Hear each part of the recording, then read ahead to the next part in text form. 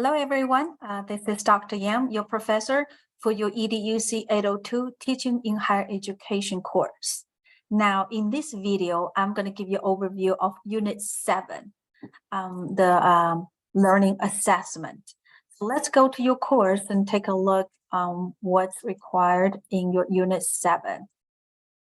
So in your Unit 6, you developed assignments, right? But you do not just stop at the assignment. You need to let your learners know how they will be evaluated, for the assignment, so that they know if they meet or how much they meet the requirements, or how much they met their outcomes. And it's also you also need to know for yourself that how well do you know your learners have mastered the knowledge that you talk about in the instruction. So the learner assessments are very, very important in teaching and learning. Now, as usual, in Unit 7 preparation, okay, let's look at the outcomes. Creating a rubric, creating an end of course survey. I think in this week there is a student learning reflection survey that you need to complete. So please complete the university survey. That will also give you an idea of what an end of course survey look like. And as we talked about last week in our online class meeting about formative and summative assessment. So in this week, you also need to differentiate formative and summative assessment by working on your doctoral dialogue assignment. And again, you will determine the strategies to use formative and summative assessments, like when do you use formative assessments and what type of formative assessment should you use.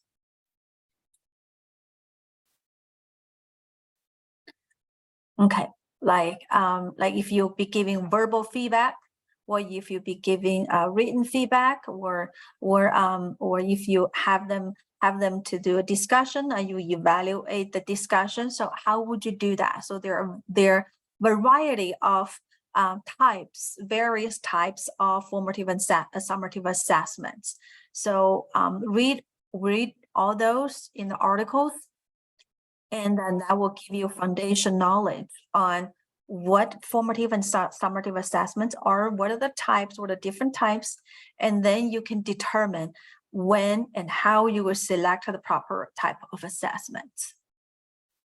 So there are some articles that you need to read. Some are talking about formative and summative assessments, okay? And then there are also articles about designing grading rubric, how to design the rubric. There are templates there, or there are samples there. So if you're not sure about, if you have not used rubrics, make sure you read those articles. Those articles will guide you, will give you a guide on what's the basis, what's the important components for rubrics. And so this link is about survey design. That's for the end of course design. And again, there are also additional articles about introductional articles and gradient using articles. And also there's another formative and summative assessment article. So read those articles to prepare you for the assignments coming this week. And so in Unit 7, you have 2 assignments too. One is a doctoral dialogue. Okay, so there's a specific article about what's the difference between formative and summative assessments. And you want to research additional articles. You can use the articles that we included in your reading prep, or additional ones that you found through your own research.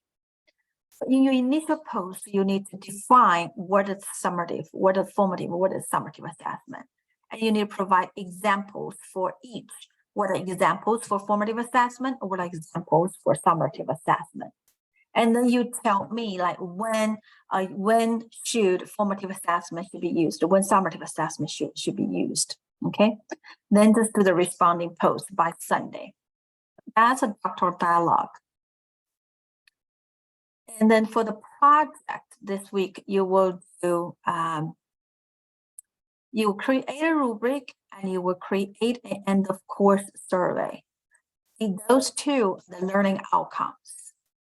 Okay.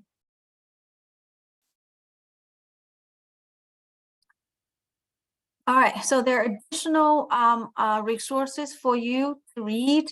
Okay, so the rubric that you will need to create. Yes, the rubric.